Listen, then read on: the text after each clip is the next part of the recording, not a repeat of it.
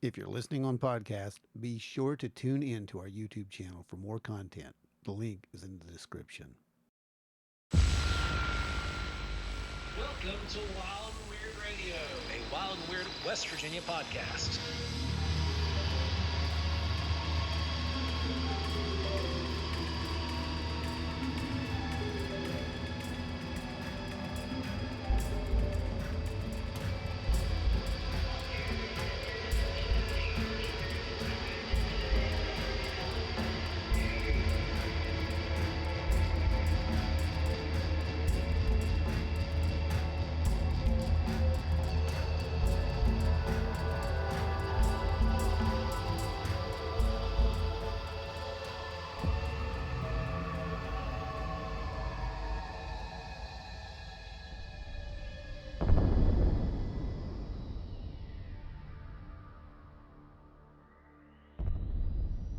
Welcome back to Wild and Weird Radio, everybody. It's awesome to have you all back here. Remember, if you're watching us on YouTube right now, swing over and slap that notification bell as hard as possible. We want to hear it ring from here. And then share it with your friends, because this project that we've been doing has been pretty fun and it's been working, guys. So share it with your friends and you're going to get your city shouted out. Do we have new results tonight? Is that what you're hitting at? We do have new results, and it was an upset. It really? It really was. It was a real big upset. So it's you guys want to hang out and hear the end of it. So hey, did anybody watch the episode last week? The Men in Black episode? I'm sure if they did, they wouldn't tell anybody about it. Because, look at this. Look at this. Back to the Men in Black. Well, this guy came by and he liked it so much. He gave me a hat. Look, can you see it? It's my hat. This doesn't bode well. Yeah, isn't that cool? He said that I could have this hat, and he's supposed to call me. Did he have a mechanical pencil with him by chance? I don't remember that, but he said he would call me. So anyway, that's my hat that the guy gave me. It's so rare to see a fedora in the cryptid world, huh? Right. Yeah. I think it's required. Yeah, that once you've been on TV 2 or 3 times, like you get one just sent to your house. Yeah, that's probably what it was. Yeah, I mean, mine just weird looking mountain dude showed up in the forest and was like, "Here's your hat, man," and then like just slowly meandered back off into the woods again, like nothing happened. Wow. But now I wear the hat all the time. So that's awesome, man. That is a great hat origin story. Let's go to the news desk. This is weird. Yeah, we've had some odd news. Brandon Wills, our field correspondent, has been sending us a ton of stuff this week. He won't stop. He won't stop. Well, this week's been kind of busy. There was a dead week a few weeks back, and now things have just kind of opened up, just kind of like maybe we predicted. I don't know. Yeah, kind of. We were just like a week off, but we knew that the floodgates were about to open, didn't we? I mean, yep. Just based on what we've heard. So, but there's been a lot of news, like you said. I really honestly don't even know where to start. There's just so much. Let's go back to, here's the sad part of the news. Frank Drake died. Yes. So that was something. Major contributor to the SETI project. Yeah, the Drake equation. Right. Him and Sagan actually worked on that. So that's true. I posted a painting that people went crazy over. Apparently, I don't know what happened with that. But if you want one, come down to the festival. We'll have them there.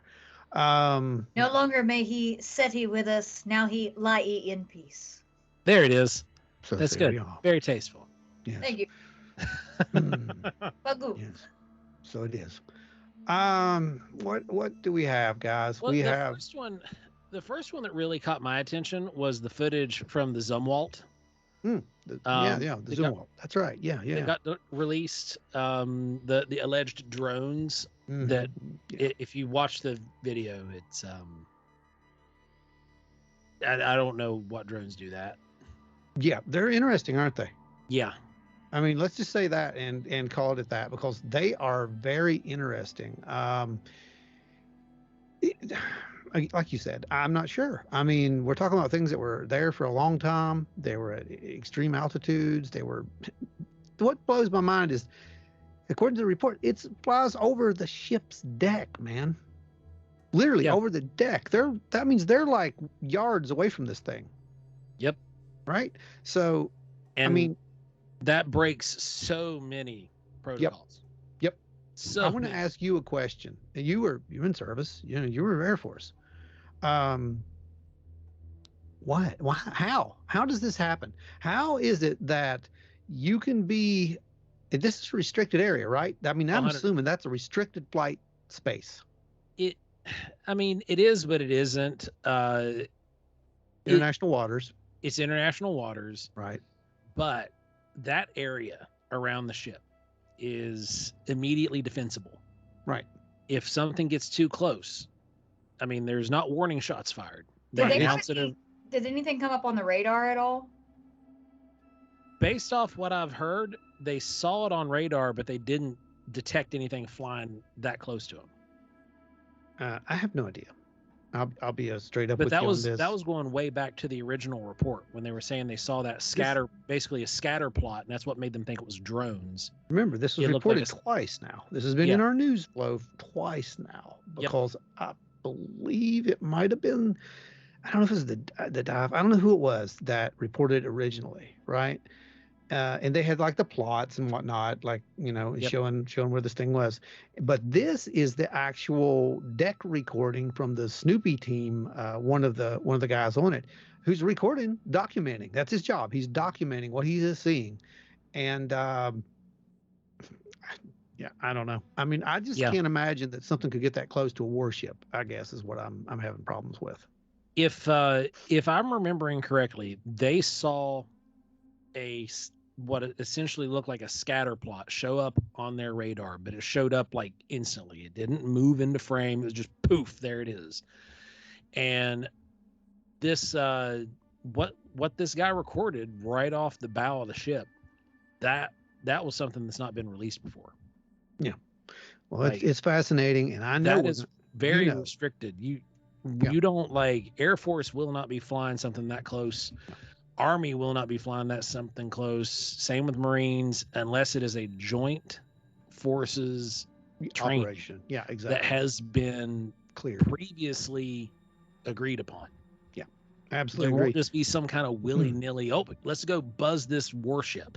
Yeah, I think a lot of people think that is the case in some of these things, and they've pretty much ruled that out. But we did that from day one. I mean, you know, we spoke to that a few times. It's just many safety don't happen. That just were totally ignored if that's the case, and those are court-martialable offenses. Yeah. So someone's breaking the law, right? Someone's not just breaking the law, but in many cases, the UCMJ is like punishable by death for this kind of stuff. Nice. Well, we're going to hear more about this. Trust me, I have a feeling there is a lot more that's going to come off of this, the Zumwalt incident. But the next thing in the news, another UFO-related thing. Surprise, surprise. I loved this article. This one was the headline: Airline pilot sees Foo Fighter over Wilmington, North Carolina. A Foo Fighter, Joe? Yeah, we haven't heard that terminology used in quite some time. This has all happened before. And that's what we have said. We're talking about the same things. These are the same things. We're just now, for whatever reason, this generation is just starting to see them for what they were. But yeah, we're seeing it, right? So the orbs, or whatever I decided to call them that you guys got onto me for.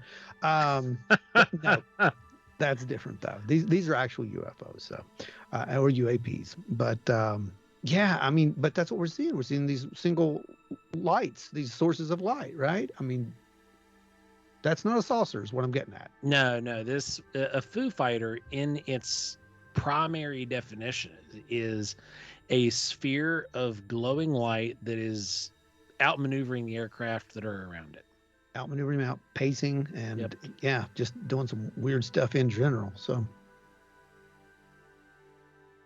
then the next funny story we've got, Jessi, I think you got some good ones over here for us. Well, I don't think it's funny. It's a horrible way to be buried, but sure.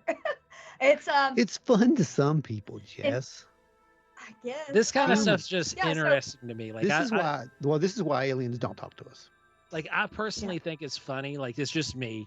I think it's funny, like the way that humans used to treat dead bodies. There's so many strange things Well, about them. live bodies too. I mean, Yeah, live bodies. Yeah, you're not wrong.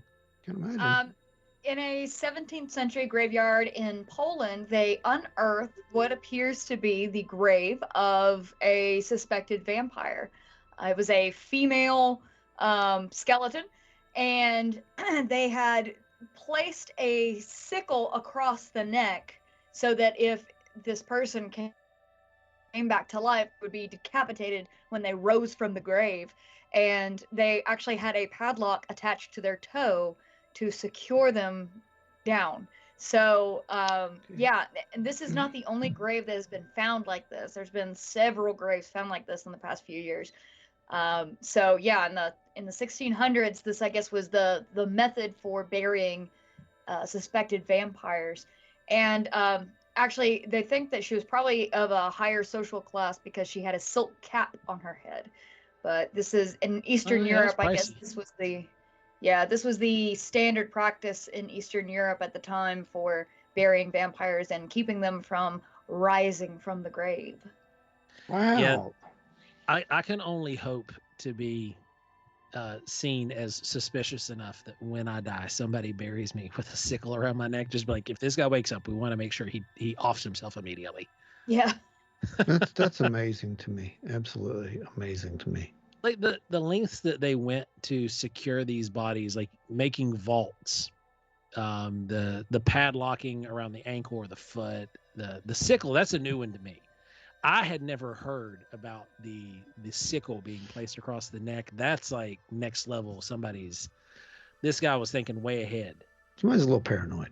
Yeah. A lot of times they would also dismember them, burn them, cut off like arms or legs so that they couldn't claw their way out of the grave, behead them. But yeah, there was a lot of things that they did just to try to, as an insurance policy against these vampires rising back up and consuming the blood of the innocent. So. Wow. Well, it's good to know that we have a plan to fight vampires off. There's always a plan. It's always a plan. There's always a contingency. The bad thing is like we can't, like, what are we going to do to the computers? Are we going to put like a scythe over their Ethernet cable? That's going to be, that's like an apocalypse for a different day. Put magnets around it. Yeah. Or just encompass the it's casket. That's what we do. The next bit of news again comes from Brandon Wills. Imagine that. And this is I'm sure you guys have seen this story. It's this one's from unexplainedmysteries.com, and it is possible mystery aircraft photographed outside Area 51 hangar. So I'm going to talk about this for a second, because when I saw this before Brandon, by the way. I saw it before you, Brandon. I just didn't share it because it has a couple characteristics that I don't really want to share. It's okay if other people share it. I personally don't like it because it is so pixelated that could be anything on that runway, literally anything on that runway. So what you're seeing down there is a very, it's a pretty big craft. Don't get me wrong. It's a big craft. It's probably something like maybe like a B-2, something like that, maybe, or some kind of offshoot of that. We know that there is a secret version of that aircraft, a different version. That's probably what we're seeing. But I think a lot of people are trying to say that this is one of the triangle craft or something to that nature. I mean, what's the favorite thing that they use? The Aurora, or not Aurora. Aurora is a real TR-3B now. TR-3B. I'm sorry. The TR-3B. Yeah, that's a great one. The thing that exists but doesn't exist. So anyway, it's extremely blurry. I mean, in my opinion, you guys, weigh in, feel free to, but it's not evidence of anything to me other than there's an aircraft in the middle of, Area 51. That's not a surprise to me. When you said there were things about this photo you didn't want to share, other people can, but I will not. I was like, oh my God, is this like a racist aircraft or something? No. It's one of those things it's blurry. It's just blurry. It's just blurry. Yeah, it's very Yeah. blurry. And we're seeing this more and more. I mean, it's a growing epidemic that is getting worse and worse and worse with the claims of these blurry photos that get pushed for UFOs or Bigfoot or. Well, it's not just that, Joe. They're absolutes. Oh yeah, They're absolutes. It's not that it could be a Bigfoot this or it could be a absolutely UFO. It's absolutely this or it's absolutely that. We can't say. That's a blurry photo. Anyone who looks at that is. Brandon had sent me one. It was an article from some other state. I think it was Wisconsin or something. And there was an alleged Bigfoot photo. Mhm. And it was just like this alleged UFO photo. Grainy, blurry, but there was just enough blur and out of focusness to create this mirage, pareidoia, that gives you the illusion of a face that's really not there. I think everybody just really, really, really wants a payoff and like wants it immediately, and they want just the big payoff. Like they don't seem to understand that we don't have definitive proof of any of this stuff, and there is no big piece of evidence. A guy that has been just hanging around my channel, just demanding that I give him a photo of a dog man. I'm like, I would, okay. I mean, you kind of sort of have one. I mean, I kind of have one, yeah. better but it's just better like, than most. I mean, yeah. stop. He's like, you know how some of these people are just crazed, right? 100%. Right. And Yeah. like, I get a few of them on my channel. Most of my people are wonderful people, but every now and then I'll get a crazed person, and he's like, I am demanding you stop playing around and give me the dogman photo now. And I'm like, I don't have a dogman photo. I have a thermal that's okay. It's okay, you know. But yeah, I think everybody is so. A lot of people listen to these podcasts where people tell these really, really outlandish Yes. stories where they're like going in and getting into like firefights with dogmen and stuff like that. And they just really, really, and they're ramping them up constantly. And these people are just spouting off all these stories that are just so just unbelievable. And like a lot of these people who listen to this stuff, they're like, oh, so this must be a common occurrence. People are getting into these situations all the time. So these people must have these clear photos of these things, because obviously people are just getting into firefights with dogmen all the time. Yeah, one of the things that just bugs me the most, I think, about other, and I'm not naming podcasts and anything like that, but there are some stories that just get a green light that I'm like, what? I mean, yeah, I understand. Articles, news articles. It's all the same. It's the same. It's all the same. It's all like flare and flash, and Yeah, no one does the stories are great. Don't get me wrong. The stories are great, but oftentimes they're just that. Stories. Because like I don't know if I'd even sit and talk about the shootout that I had with Bigfoot out in the woods. Don't talk about that, Joe. I mean, he had me outgunned and everything. It was, I tried, it just shattered my man. You remember that guy who gave me this hat? Oh, yeah. The guy gave me the hat. That's a really magical hat. It keeps going see-through. I know, yes. right? Yes. See, he said it was special. Anyway. Well, another name for the Men in Black was the Mirage Men. So I don't know. It might be a Mirage hat. Could be. The other story, I'm going to go ahead because we could just talk forever about this. And maybe we will one day. We might do a whole story on pareidolia. Yeah, we need to. Yeah. It's about that time of year again anyway for us to beat the squatch out of it. Oh, man, we've beaten the squatch out of nothing for a long time. What are you talking about? That'd be fun. Okay, so anyway, the next one that we're not going to beat the squatch out of is the Stanford scientist who warns of massive UFO alien disclosure ahead. And he's kind of right on there, I think. I mean, as far as I'm concerned. Yeah, we had talked about this one loosely last week, and it just kind of built this week again. Like it started really catching traction again. Yeah. More news outlets were pushing it. A lot of them were kind of like click through is the ones that drive you crazy. You know, you'll get like a paragraph, then you got to click next. Yeah. But there were a few of them that were actually readable. Yeah. And based off of his information, I mean, he's onto something. Yeah. It's just my opinion. Yeah. I mean, he really was. And we're talking about Dr. Nolan, and he is the immunologist at Stanford. So again, this isn't just a normal, everyday guy off the street. This is one of the top guys. He was actually brought in on the project because he was the best in the field. And if you're doing something like this, you're going to want the best in the field on your team. You're not wrong, and especially an immunologist for this, because you've got to look at somebody who's going to be able to study other life forms and possible threats that just saying hi could have, let alone like some kind of weird, crazy altercation, but just the possibility. I mean, we saw what happened eons ago not eons, but several hundred years ago with the smallpox blankets. That's right. Just a simple handshake could be enough to create a virus lethal enough to eradicate humanity. It would be simple. It would absolutely be simple. Yeah. And let's do one more story and move on from the news, because there's so much. I don't even know which one. Which one? Big news is we're coming up. By the time you listen to this, next week is Mothman Festival. And Ron and I will be speaking at Mothman Festival. We're, I think, 3 p.m.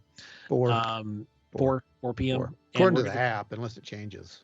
Yeah. We're going to be next door to the Mothman Museum in a large building there. Get there early. Yeah. I highly recommend to get there early. Seating will be limited this year. Yep. But we'll be talking about all kinds of weird stuff. It's what is it? UFO connections that we're doing? Something like that, and it's about the connection between UFOs, the orbs, and our favorite big, strange, hairy, paranormal aspect of Bigfoot. Joe? Well, it's the same thing. It's all the same. Which one? Yeah, pretty much. Joe's hairy too, so yeah. They're all the same. It's also, guys, there's still a few slots remaining for the VIP night at Wild and Weird Con with Jessi and Joe of Hellbent Holler. They're going to bring out all their equipment. You will get your hands on all of it, at least most of it. And there will be stations set up. The way that they're going to be running this year's VIP event is going to be absolutely stellar. You don't want to miss it. So if it's something that you're interested in, get over to the website, wildandweirdwv.com. Go over to there's a link there for it on the website. We're going to provide it here at the bottom of the show notes, and you can go click that, sign up, get there. It's going to be a blast. Plus, I'm a classically trained chef, and I'm the one that's going to be making dinner for you guys at the end of the evening. So it'll be a good time. Any hindered coleslaw on that menu? It's very possible. Oh man, it's worth it. I'll just tell you guys right now. It's going to be a lot of fun. We're planning a really, really good experience for everybody. And it's going to be fun to just, after we get done, to sit around the fire and have a meal and hang out and talk with everybody. So, yeah. But Jessi will not be bringing pictures of Dogman. Or unless I get one in the meantime. All right, kids. That's going to be the news. So let's hit the old button and go over and do our thing that we do so well. Did I say we do well? We don't do it well at all. We fly by the skin of our teeth. Great. Well, guys, this week we've got a fun episode planned. We're going forward with Mothman Days, and this week we're going to do something a little bit different, at least different than we've done in the past, because we're going to be examining the connections between Mothman and the interdimensional, extradimensional, supernatural aspects that have opened up all new windows to... I thought you were going to start rapping there for a second, because it kind of sounded like it. It was getting there. Yeah. This is Joe with a brand new edition. No, don't. Just don't do it. Continue on. But we're going to talk about how it's kind of opened up the doors for a lot of other paranormal research with creatures that potentially walk through both realms. Yeah. So, Ron, if you want to give us a little bit about Mothman, just to give us a rundown about the original. Okay, sure will. He was a moth and a man. Yes. That was it. We got it. Show's a wrap. Okay. No, he was neither a moth nor a man, actually. Pop culture, thank you for that image. It's cute and it is adorable, and it is 100% inaccurate. But no, what it actually was to some was a physical being, and to others it had elements of it not being physical. Yeah. And the elements of it not being physical were the fact that this thing could fly at incredible speeds without flapping its wings. Okay, we can't. We can't do that, right? I mean, birds don't do that. Right. There's this form of locomotion that is expected of a creature with wings, but these sightings seem to go along a way where this creature would just literally take off from the ground without flapping its wings once, and That's would exactly right. rip That's through the exactly. sky. This Yes. just reminds me of what I constantly talk about with Bigfoot is, all these people who claim that Bigfoot is just some monkey running through the woods, and then you ask them, well, explain why. Okay, you think it's a monkey running through the woods, but then it can do all of these things that are completely out of the realm of the possibility of any sort of mammal, like a normal mammal could be capable of doing. Like, they will claim it's a big monkey running through the woods but it can see IR. Okay. No mammal can see IR because it would be, or thermal or anything like that. No mammal can do that. Or that it has the ability to clock or use infrasound or anything like that. And it's like, this is not anything that is ape behavior. So you don't have a common ape at all. And it's the exact same thing with Mothman. It's like, oh, well, it's not a creature. It's just a large bird that flies without flapping its wings. Right. Like, just you're trying to you're trying to reach and use science when you should just sound like an authority on something, but really it doesn't make any sense whatsoever what you're saying. Well, it's the same thing we saw with the UFO phenomena. It's easier to debunk like one aspect of a phenomena, and then just say, oh, well, if this part is easily explained, then the rest of it is too. It flies, it's gray, the red, oh, well, that's a sandhill crane. No, it's not a sandhill crane. And what I saw was not a sandhill crane either. And to this day, like I said, I don't call it Mothman. I call it Mothman-like because that's what I was told. But either way, it's the exact same description of whatever these people saw in 66 and through 67. But the point being, guys, is it's reported doing some weird stuff. There was the one incident where its footprint was burned into the floor of a house. Like, what? I can't burn my footprint into the floor of a house. Yeah, those things, that type of phenomena is usually only recorded in weird supernatural type instances. You get those burn marks in the floors and the walls when you start getting into some of the more, what people consider demonic or possession-like experiences. Mm-hmm. Yeah. And that's where it got a lot of its diabolical annotations from. It's kind of like back when we were working in the pet shop and we couldn't sell guinea pigs because they had red eyes. Yeah, that's right. It was really hard to sell albino guinea pigs. They were evil. They were evil. Yeah. You have no, guys, for real. I'm not even kidding. You don't know how many people came to us and said those things are evil. Yep. Like, literally. What do you want us to do? You want us to like euthanize them because they have red eyes? You could roast them. They do in Peru. They are so tasty. Joe reminded them of that, and they left in a hurry after he explained how good they tasted. They're super tasty. I love guinea pig, and if it was publicly acceptable to eat guinea pig here in the United States, I would totally do it. But well, we lost our. Thank you. This has been a great episode. Great episode. Hey, Peruvian guinea pig. Well, let's explain that because people don't think you're crazy. You actually did this with the Air Force in Peru. Down in Peru. Is what you're saying. Yeah, there was a tribe of folks that we had helped out with something. It was a grocery cart, and in respect to that, they cooked us a meal, and it was guinea pig. It was a big deal. You don't turn that down. It doesn't matter if it's baked tarantula. You're going to eat it because it's a sign of respect. Yeah, exactly. So they gave it to us, and it was super tasty. Yeah, exactly. Okay. Well, anyway, so what I'm saying is there's stereotypes, right? Yeah. Red eyes, you know, the unknown. You've already got unknown elements. You got this thing that's showing up, and you know, it showed up with UFOs. Let's not forget, it showed up, and there was a massive, massive UFO flap from '66 all the way into '67 and beyond, actually. But it was massive, so much so that these people were out there just looking everywhere, you know, every night, and they believed that it was centered around the TNT area, and that whole, you know, I think it was like a 50-mile radius, something like that, which actually encompassed part of Charleston. So, you know, the thing being, to me, is we're not talking about a physical creature when we talk about Mothman. That's what I wanted to get at with this.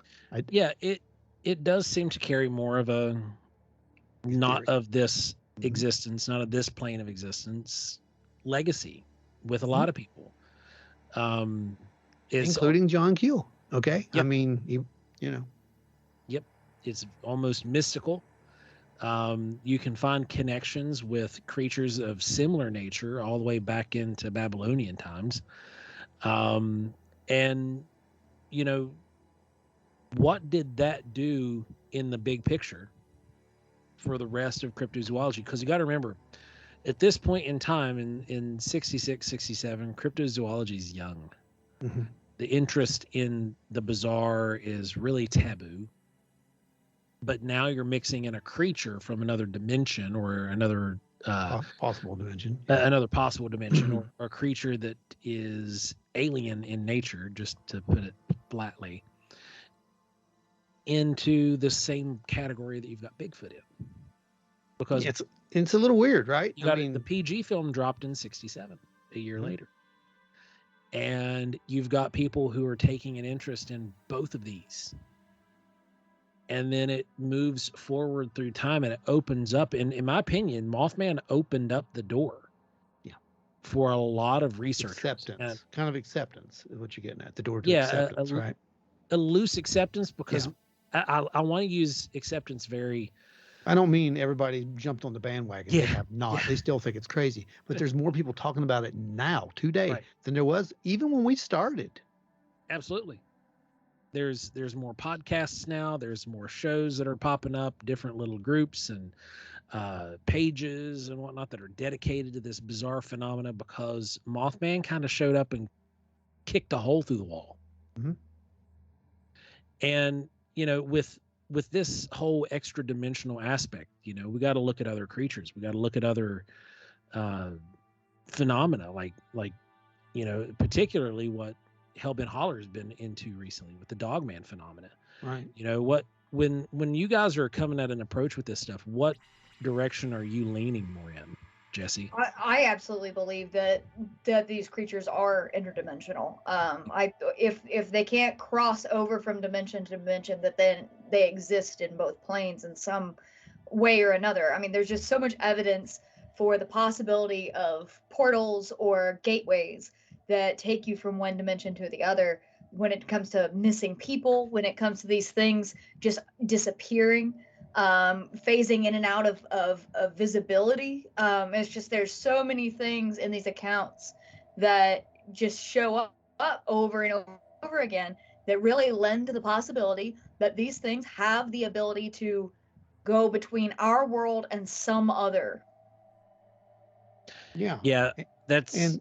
And you know where that came from, Joe. I mean, go ahead, address that part, because that's really what brought a lot of validity to the possibility of the Bigfoot, the ancient native, legends. Where a lot of folklore, and to the First Nation tribes, it's not folklore. I'm not using that in a demeaning way. It's just the only vernacular that I can really have. But in the First Nation traditions, the Sasquatch, the all these various names. Now, but in particular, the Sasquatch with the Sahelish people, they viewed this creature as a creature who could walk between both realms. That it was a wind walker almost. That it could just pass through our realm and into the supernatural, into the spirit realm at will. And there are several other tribes that hold this same belief. And here we are today, modern day, and there are people who still, like, I'm still one of those people who I think there is something out there that is flesh and blood, but like you can be flesh and blood but still be of another dimension, so to speak, or another realm. You can have that physical nature but not be from here at the same time. Absolutely. So to me that makes sense, and that's how I've come to terms, I guess, with it. But we're looking into these phenomena like at large, not us, the three of us, but we're looking at these phenomena at large, and we see a vast divide. And we have people who will sit, and you'll hear the same people talk about Mothman, and they'll talk about Mothman in this respect of like, oh yeah, there was too many reports, there was so many things that were seen. I really think this was some kind of a supernatural being. But Bigfoot's totally, that's an ape in the woods, and it's flesh and blood. It's a relic hominid, and it might be. It's a Gigantopithecus. Yeah, that's probably the most unlikely thing, but we'll digress. But you see what I'm saying, though? Yeah, no, 100%, because that's a lot of absolutes. It's the absolutes. Yeah, and it's just the evolutionary track that I have come on just over the last few years that we've been doing wild. It's what now, coming up on 5 years almost. I think so. That we've been doing wild and weird, and stuff. Yeah. The stuff, and the positions that I've had that have changed because of the research we've done with Mothman and the people that we've talked to. It has had an effect on the way that I view other aspects of the high strangeness, so to speak. And I'm kind of right there with Jessi now at this point, and Ron, because I know that's where Ron's been the whole time. I was the only one who was here. Yeah, and then, right. And then Wayne followed me. Yeah. And then you were just like kind of on the fence, but you were leaning there. So yeah, I kept my mind open, and then the stuff that we were finding with all the other scientific instrumentation, that's really what kind of. Well, you can't deny. You can't deny it at that point. It goes back to the data doesn't care about your feelings. So yeah, I mean, if you're given new information, you have to change your hypothesis. You can't just keep ignoring information or segments of reports that you don't like or that don't fit your narrative. You have to follow the information where it leads you. And unfortunately, for a lot of people, that's just a bridge too far. That it's too damaging to everything that they've dedicated their lives to. It's always back to that Max Planck quote that science advances one funeral at a time. I say that all the time. Is like, if you can't seem to accept new information and learn from it and go in the direction that the facts are leading you, then you're going to be left behind, and you're just going to be just a stain on the page of history. Nobody's going to remember you or what you're doing because you refuse to accept that maybe there's something greater or something bigger out there. Right. Absolutely. I mean, I'll echo right back to like episode 1 or 2. I think I said, the most damning thing to the community is a rigid belief system. You can't have that. If you do, then you're not a researcher. You're a believer. A cultist. Yeah, kind of. I mean, really, think about that. I don't want to be mean about that, but that's really what it comes down to. And then, the devil's advocate. Well, you believe Mothman's this. No, I don't believe it's this or that. My data says that it is more likely to be in this camp rather than the physical camp. Yeah. That could change tomorrow. Yeah, if Mothman comes up and gives you a hat at your door, hey, could change. It's totally could. It could happen. But looking at it that way, like what Jessi was saying, because you've said that multiple times here on the show as well, that science and thought advances one funeral at a time, and we have so many people who are so staunchly stuck because that's been their position their whole career in this very small puddle, that it could damage their reputation. I mean, Ron Moorhead's a prime example. Yeah. Ron Moorhead is one of the leading thinkers in this, in the high strangeness community, in my opinion. Again, it's just an opinion, I value what Ron Moorhead brings to the table. He came from a position where he was viewing all these different creatures as a flesh and blood type creature, but then he began having experiences. He began having things that pushed his data downfield, that changed the way he was thinking, and subsequently he's now shifted gears, and we have books like The Quantum Bigfoot, which is a great book. Yeah. And it just goes to show that it is possible for these figureheads, so to speak, in the high strangeness, paranormal, cryptozoological communities to be able to change their position. And we're seeing it more easily done now with people who are in, I guess, I'm not going to say our age bracket, because it's not really our age bracket, but like our generation of researchers. We're seeing it be a little bit more fluid. And a lot of people will throw flack at that, saying that, oh, you're just trying to answer a question with another question. But we're not. We're actually answering the question with data, and the data says this. I can't sit and argue hard physical data. No, I don't think that the question will ever be answered. I don't think we're meant to ever answer the question. I think that we're just going to keep pursuing it as much as we can and learn what we can, but I don't think we're ever going to answer. I mean, that sounds it's almost like sad that you can dedicate your life to something and spend so much, and we spend all of our time doing this, but I think the reality of the situation is we'll never have the answer. But you know, the great joy I get out of life is the pursuit of that. It's like planting a tree that you'll never sit in the shade of, you know. You're just doing the work and then hoping that maybe one day somebody does, but I don't think we will. But it's just, you have to lay some bricks for the palace to be built, you know. Yeah. And it might be a thing where at some point we might not at large get the answers, but we will have the answers in our own personal data, in our own research. We'll have come to our conclusion, the ultimate conclusions of what these things are. I'm not there yet. I still can't put a finger on it, but you know, ultimately that might be where it ends, would be like in a personal knowing, so to speak. I think that is where it ends. Yeah, it really is, because like Jess says, you know, and there's just so much data. See, that's the problem. You know, you want these people, they want a quick fix. Everybody wants to know what this is, or what that is. They want it to make sense. Guys, when you're dealing with this stuff, and if you've dealt with it as long as we have, you know, there's no quick fix. There's absolutely no quick fix. There's no quick answer. You will find something extraordinary that will cause you to ask even more questions. And it will lead you down even more rabbit holes. And that's what this phenomena does. And when I say this phenomena, I mean all of it, because I really do, you know, as far as I'm concerned, this is all related. That's me. I think it's all related.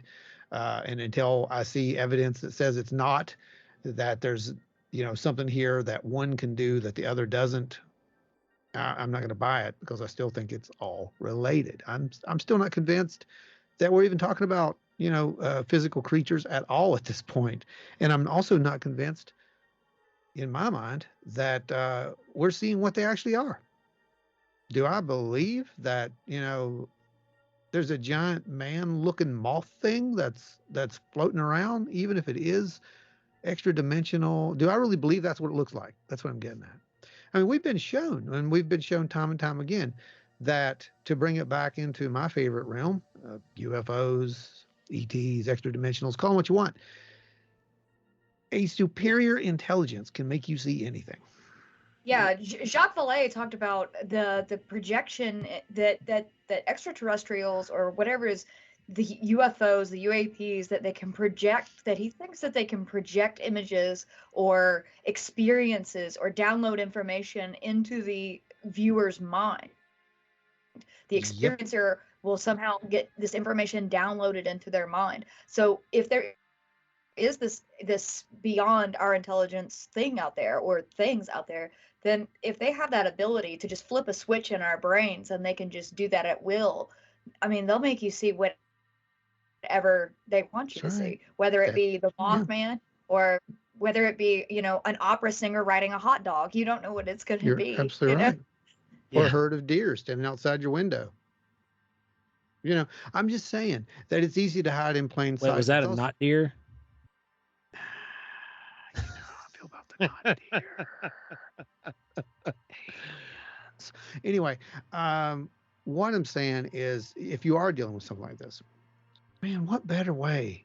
You know, what does Stan say all the time? Yeah, you know, it's so strange. It hides itself. It protects itself. The phenomenon is so strange it protects itself. The phenomena That's what he protects says. itself. What if it's not the phenomena that protects itself? What if the strangeness is deliberate? What if the strangeness is engineered? What if it is the perfect camouflage? You know, this is an ability to make us just sow seeds of discontent and confusion, mass confusion, man. You're never going to figure out what we are because, look, there's just too many possibilities that we're this or we're that. And you're going to fight about it. You're going to fight about it all the time because we're Yeah. never going to tell you. You know, that kind of a, just think about that. And But what's what- interesting, Joe, one more second. I'll let you have the floor because I want to roll. Okay. go for it. But no, I just want to tell you this because I didn't know this. I was looking this up. Did you know that it's magical date, 1947, again, that on July 4th, 1947, that occultist Meade Lane claimed that flying discs were actually etheric, that they were from another plane of existence, which is a term for Extra dimensionals. 1947. I'm done now. Well, what Jessi was saying earlier with the download, you know, how people get this download of information. Yeah. You know, that's something that's commonly even spoke about within the church. You know, that was something that the charismatic church would frequently reference, was during these times of fasting or prayer or whatnot, that they would receive this download of information and that they would have this new knowledge that answered questions that they had or gave them solutions to problems or just fixed something within them. They had this download. And so we see it in a research aspect, we see it in a spiritual aspect, we have it happening within these physical aspects. You start having to look at everything being somehow strangely interwoven and connected, as much as I don't want it to be. Just saying. It does start to look that way. And going back, you had mentioned Carl Sagan earlier. You know, great mind, great scientist, and we have other great scientists and great minds who research all of this stuff today. You know, we have Dr. Jeff Meldrum, who's the big Bigfoot researcher in the Bigfoot community. Everybody knows his name. He is a great mind, has just a huge brain. One of the nicest people you ever meet, by the way, as well. He's become a pretty decent friend to us over the last few years. Just a great guy. And likewise, on what I would kind of almost put on a polar spectrum, you've got the redneck rocket scientist, Travis Taylor, who is doing all of these crazy experiments, is collecting data that is almost identical to what you and I have been collecting for a couple years out in the field. Yeah. And it validates is what it does. Well, the thing was, like, we're going out on Bigfoot expeditions, but it's the same data, and we're collecting the same data that they're collecting and that Travis Taylor is detecting. What was great about that, Joe, was it wasn't only Travis Taylor and us. When I was up in Kecksburg, I was talking to Eric and Stan, and Eric related, like a couple weeks ago, he even told the story here. During one of their sightings of these strange orbs out in the field, what did they detect? They detected EM radiation. Yeah. And they detected, there's some other radiations. Well, you have to go back and listen to it. But the point is, these things are being validated by completely different people all across the board, from rocket scientists to amateurs to citizen scientists, as they were once called. This is a repeatable thing. When I see repeated data, I cannot ignore that. And again, this is just weird.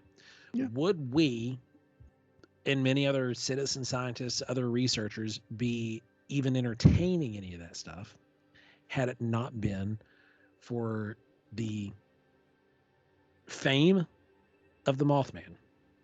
Well, that's a good question, And Joe. where that phenomena took us. That's a good question, Joe. It really is. And I think my first exposure to it was not Mothman. My first exposure to the possibility that we were looking at things that a little different was Jacques Vallée.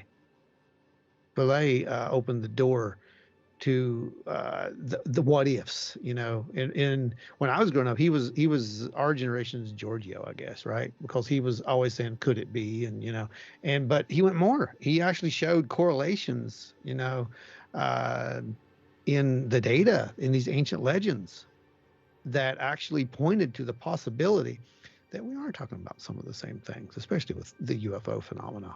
So, yeah. And Passport Patagonia is all about the Yep. connections between all of the phenomenon altogether. From Yes. I think, what does it go from fairies to, you know, all the Yeah. folklore all the way up to Extraterrestrials. extraterrestrials. Yeah. Everything is all connected.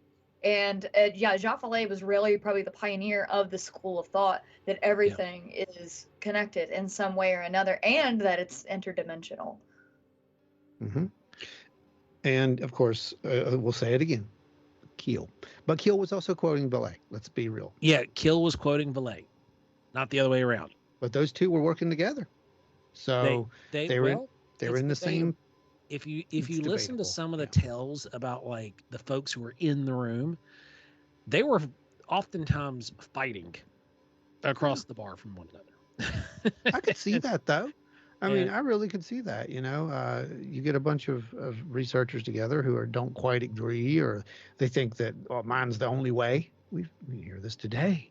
well, and with Jacques Vallée, you got to remember he's also a scientist accredited. John Yep. Keel was a writer. True. It's a good point. Very good point. A very famous writer who was at the head of. He was really a star in his day. Okay, let's just say it for what it was. These guys were writing. They were researching and writing is what they were doing. Yeah. And they were doing it fast, and they were just trying to put out books. But that's pretty much what it comes down to, you know, and make it sound interesting to where we would buy it. They had no idea that they were creating a legacy in those days. You're not wrong. You're not wrong. Because if you're wanting to try to create a legacy, like you wouldn't be naming your books Year of the Garuda, because no one's going to pick that book up and read it, which is exactly what the publisher said. Right. Exactly. And that's when the name got changed. When the name got changed. But it was also because, you know, we've talked about this before. The Garuda was a protective thing. It was. You know, that's a completely different thing altogether. And it just doesn't work for the narrative when you have a protective spirit. Yeah. So have you guys looked into these? Has your research and what you've been doing changed your outlook towards what you're researching, or has it always been the same? Like when you went into it, did you already have the preconceived notion that things were interconnected and that things were all possibly dialed together, or did the research direct you in that way? Actually, aliens directed me that way. Call them what you I think will. aliens direct you to do everything you do, so I don't think that's out of the ordinary or anything. Yeah. I don't know. Right. I don't call them aliens, but either way, something definitely did direct me in that way. And Joe, you remember that. You saw this. You saw the coincidences, the numbers and numbers and numbers of coincidences over the year. And you were there when, you know, when Stan said, you know, Ron, there's no coincidences. And I'm like, yeah. I kind of get that. So you can call it whatever you want to call it. I don't really care. Call it aliens, call it God, call it force, call it universe, whatever it is. If you shut up and you listen, you'll go where you're supposed to go. That's just a philosophical belief that I have. So, but yeah, that did really, honestly, that did point me in the direction of putting these things together. I mean, I kind of saw the interconnectivity of this, Joe, back in, God, it's 19, I want to say like, I know it was Not 90, 47. no, it wasn't 47. It was 94 or 95. It's wrote down around here. I was going to say, you've got it written down in the book somewhere. I think it was 95 is when I came up with the whole related phenomena idea. And I haven't seen anything that says nope to this point. I mean, in contrary, I'm seeing more researchers come on board now and say the same exact words, you know, and it's like, that feels good. What about you, Jessi?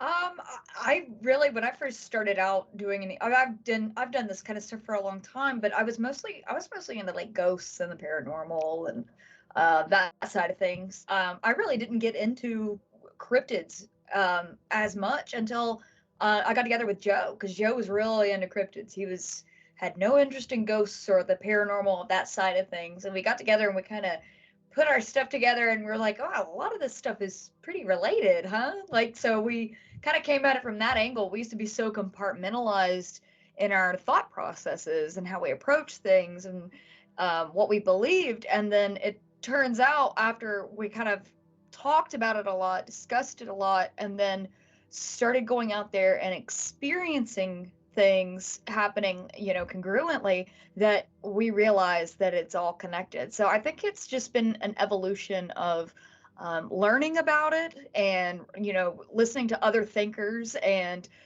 reading about it, and then also experiencing it ourselves and going through that process of experiencing all of this different phenomena but happening together. So I think that that's what informed my opinion to what it is now. Yeah. And like you said, when you see the patterns forming, it's like either you're going crazy, or there's something to this.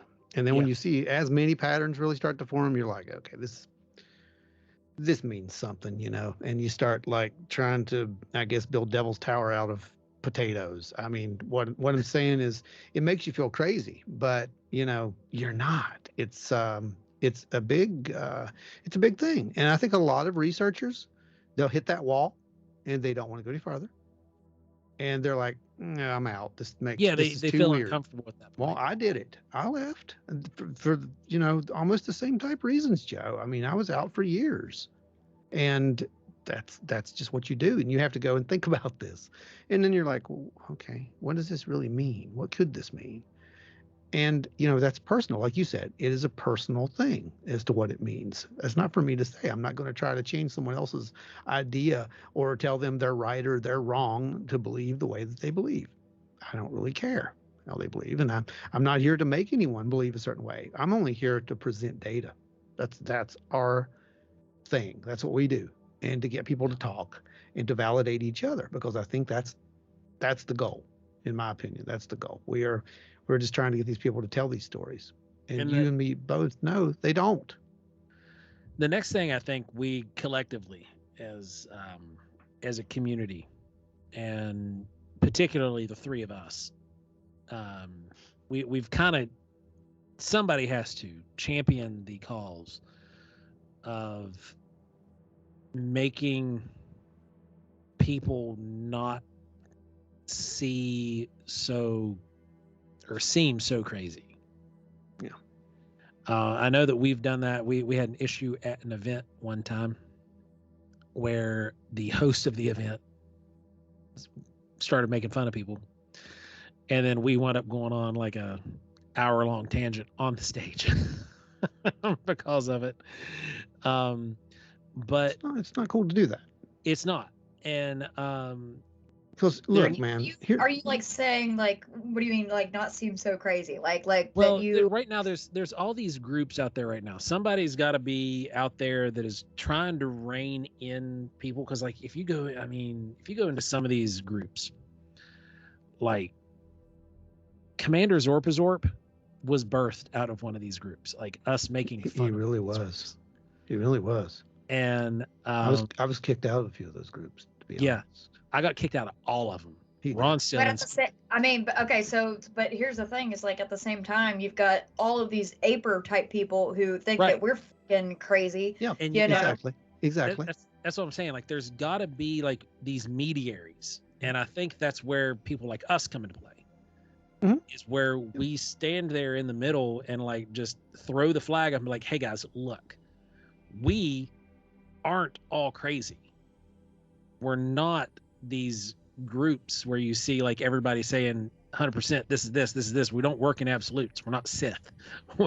We're here to just look at data and examine data, because currently, you know, a lot of the Bigfoot groups, like when and Bigfoot conferences, even, you know, when you start talking about Bigfoot being in the paranormal aspect of things, like suddenly they back off from you. You become a ghost in their community.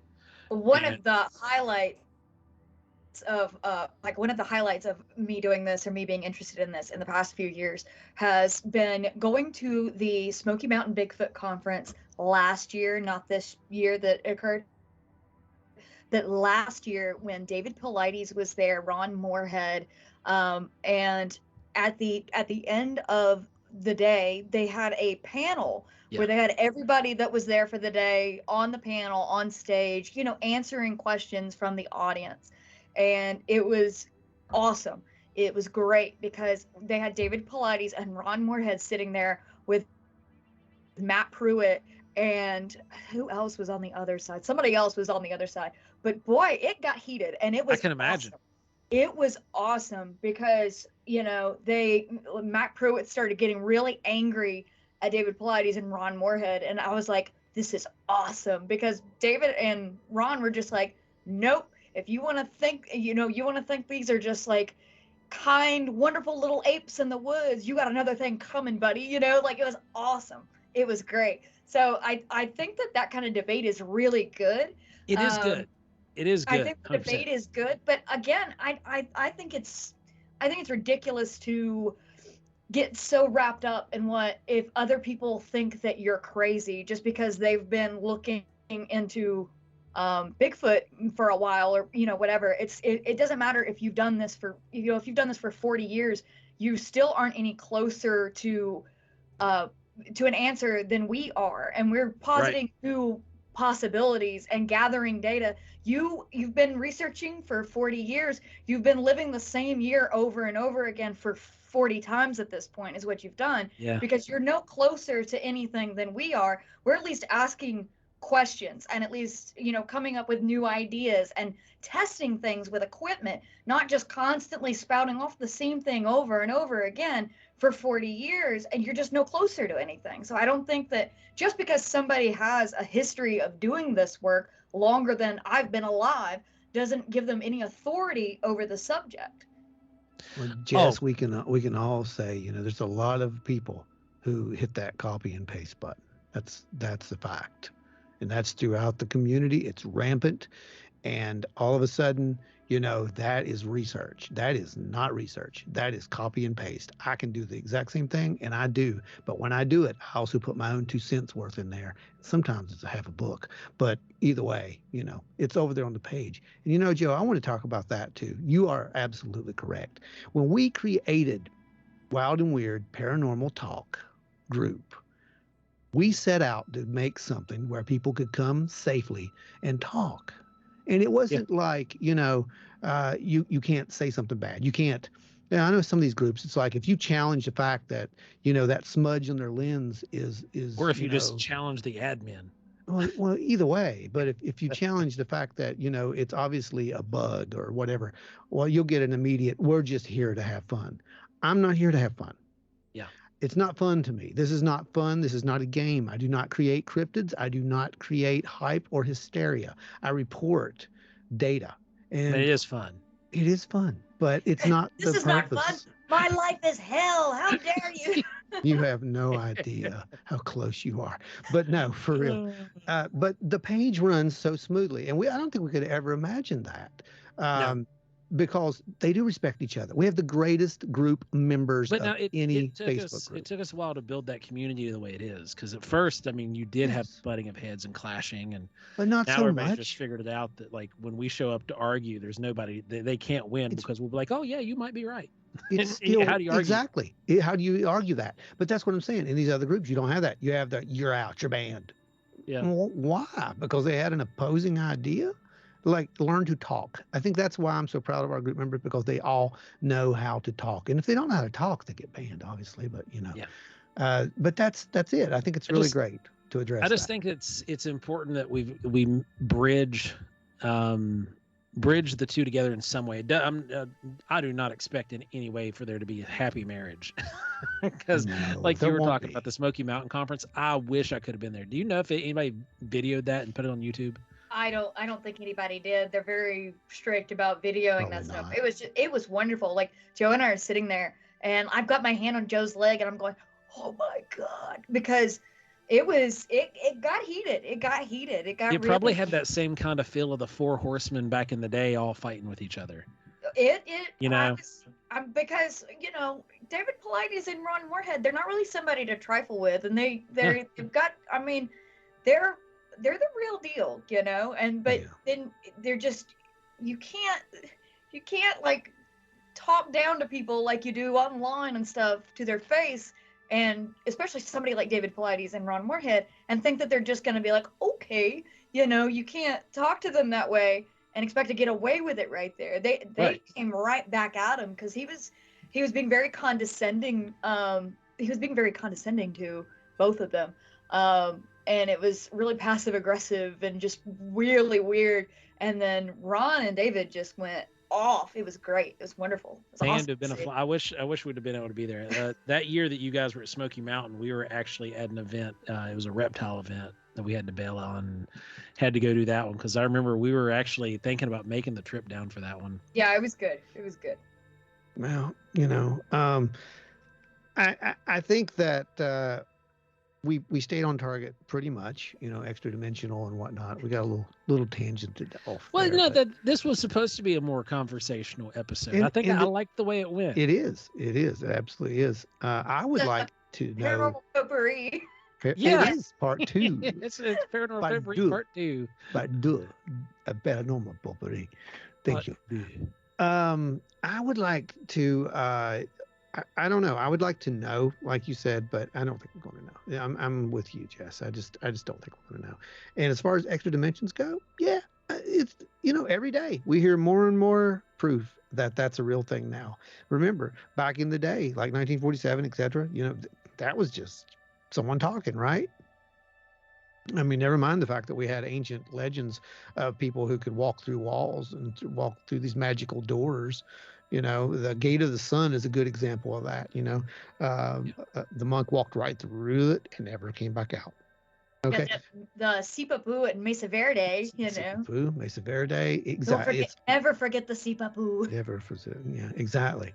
That's where the Hopi emerged as well. So we can trace it right back to the whole. We can go back there, Jess. Don't start me.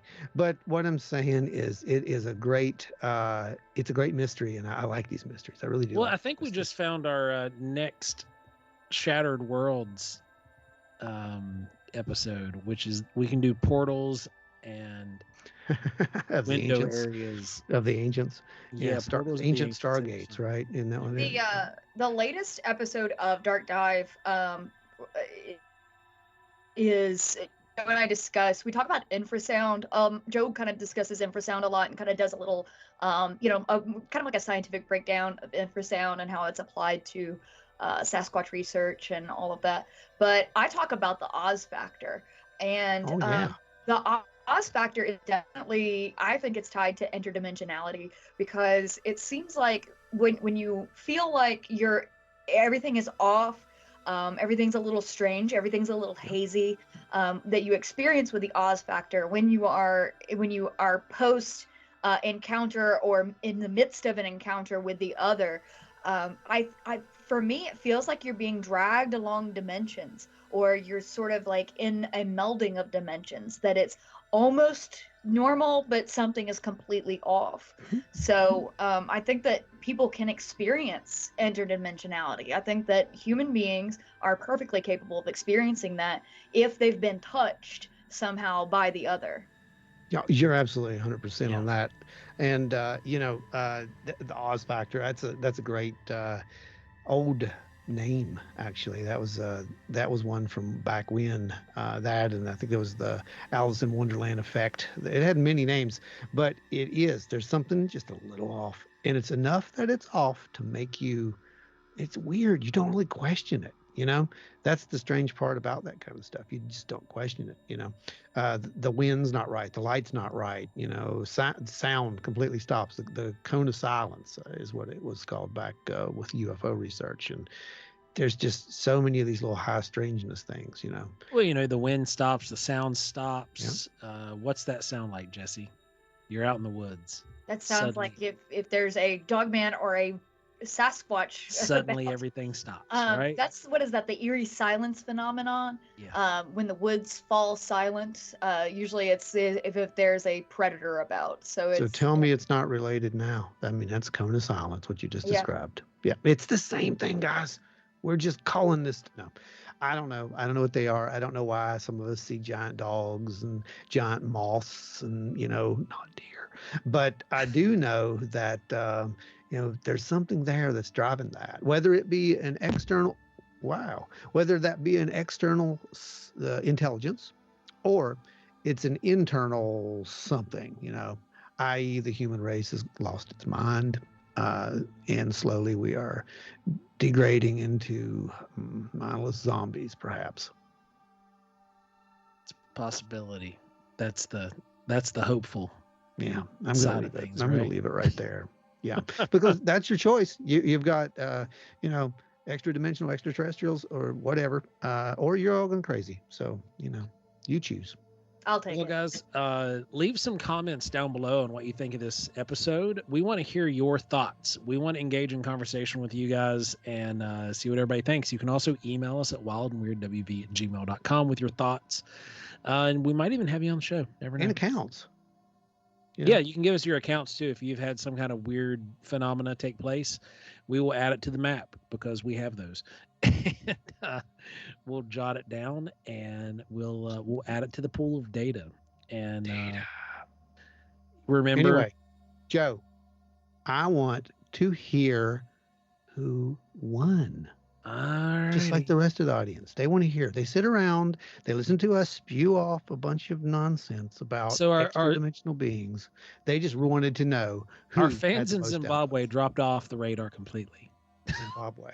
We're concerned. Zimbabwe, give us a download. We want to know you're okay. Zimbabwe was the place where the big UFO sighting was. You remember that? It was. It's right. Yeah, that's right. There's school, right? Maybe there's a reason there was. Maybe.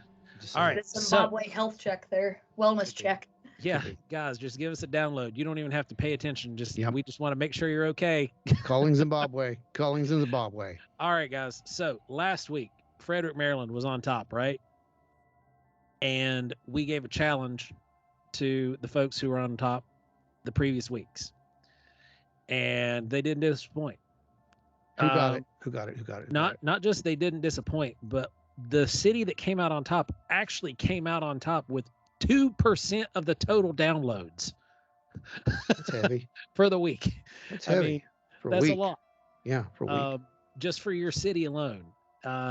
And that was Pittsburgh, Pennsylvania. Pittsburgh. Look folks at up that. there on the Chestnut Ridge. We love you. Yep. And second up, we've got Indianapolis, Indiana. So Frederick, Maryland didn't just get dethroned. They got upset. Yeah, they got destroyed. Philadelphia, Pennsylvania came in third. That's the first time you guys have been on the radar. We appreciate you guys. Yep. Thanks for showing up and listening. You know what Philly has that I really like? Cheesesteaks. You got it. There's nothing like an authentic, real Philly cheesesteak. I don't know, man, because number 6, the Chicago cheesesteak. Oh, yeah, with the peppers. With the peppers, that Italian beef, man. Yeah. Hard to beat. I don't know. Chicago's out there standing up for us too. Appreciate you guys and your weird Mothman sightings that you guys have out there too. Yep. Well, they'll like this episode. Yeah, they will. They'll enjoy this one. So, coming up on our global reach, this again, the global reach excludes the 4 big candidates. Which is going to be US, UK, Canada, and Australia. We want to see somebody dethrone Canada because that's doable. Somebody could take number 3. But the number 1 international is Australia this week, guys. Really? Are listening. Huh. Yes. That's because you made that thylacine mention last week. It probably is. You're not wrong. That's probably why. But they're the number 1 in our international listeners and honorable mentions. Hey, it's not Travis is back in the United States, folks, and we've still got Poland and Austria. Austria is now on the list. Me. Really? Oh, you guys are neck and neck. Y'all can like seriously upset this list if you wanted to. If just like literally one of you guys would tell 2 or 3 people that would tell 2 or 3 people that would tell like 50, you guys could find yourselves into the top 10. They're too busy burying people as vampires over in Poland. Right. So. That's right. Or digging them up, I guess. And yeah, they're digging them up now. Because, I mean, that's safe. No, not Strigoi. Putting them back in the dirt. All right. Well, guys, that has been it on the weekly wrap up for listeners and the contest. So, guys, let's see. I'm going to call them out this week. Chicago, you guys have room for improvement. You guys, if you tell your friends, you got a chance that you could topple Pittsburgh. I mean, yeah, you're like 6 below them right now, but all you got to do, if you guys could go out and get like 10 or 20 of your friends to tell 10 or 20 of their friends, you guys could reach the top. So make sure it happens, guys. Jessi, take us home. Take us home. Oh, hey, wait, Jessi, before you take us home. What? Did you know that this is, I can't remember if it was last week or this week, but we are coming up on your 1-year anniversary on sitting in on the show and surviving with me. Are we really? We are. Wow. Yeah. I haven't aged a day. It's special effects. So you've made it, Jessi. You survived a year with us, and you're still sane. A year. Oh, what a year! Oh, Right? what we've learned, what we've discussed, I know. So the many trials, the things. tribulations. It was the best of times. It was the worst of times. Yes. It was sometimes, yes. All right. All right, guys. Thank you so much for listening and watching Wild and Weird Radio. We appreciate each and every one of you from all of your various locations around the globe. Make sure you like, share, subscribe, and turn on your notification bell for all things Wild and Weird so you can get all of the episodes as they come out. And you don't miss a single one. Make sure you leave us a rating. 5-star ratings only. We don't accept 4, 3s, 2s, or 1s. 5 stars only. And make sure that you download our episode. That gets us a little higher. It's great for our numbers. We really appreciate it. You guys are the best. You can follow me at Hellbent Jessi on Instagram. You can find my videos on YouTube at Hellbent Holler. You can go to my website, hellbentholler.com, or you can email me at hellbentholler@gmail.com with any kind of things that you want to tell me about any sort of encounters, or if you have anything you want to say to me, that's my email. You can get in touch with me there. You can find Ron at Lanham Ron, or Ron Lanham on Facebook. He's out there. What else are you? You're the Mothman artist? Oh, yeah. The Mothman artist. That's right. The Mothman artist. On the TikToks. Yeah. On the TikToks. That's what the kids do today. So That's what you kids do, so I thought I'd go over and do he's that. out there ticking and talking as the Mothman artist. You can find Joe at Skinwalker Sculpts on Instagram. You can find the guys at wildandweirdwv.com. That's also where you can find information on tickets for Wild and Weird Con. It is coming up. It is in October. Make sure that you sign up for that Friday night hike. It's limited seating available. There's actually no seating because you're going to be out in the woods with me, walking around with all of my crap. I'm going to show you guys how to use my equipment. It's going to be a lot of fun. Then we're going to sit around a fire, talk for a while, shoot the shinola, and have have a nice meal. And the next day, we're going to have the Wild and Weird Con, and it's going to be a lot of fun. There's tons of great vendors, wonderful artists coming, so you'll have a great opportunity to buy all of your favorite little knickknacks and ding-dongs and doodaloos from every artist that does cryptid stuff in the West Virginia and beyond area. Thank you again for listening and watching. We love you all. Stay safe, God bless, and avoid the Mothman. And remember, No, don't you ever avoid the Mothman. Sometimes he's cool. He's all cool. Sorry, Joe. Stay off bridges around the Mothman. Yes, do that. and remember, if you want to keep your mother-in-law in the grave, all you have to do is place a scythe across her neck and then cut her arms and legs off. No one will ask any weird questions. Totally normal. Stay wild and weird, everybody.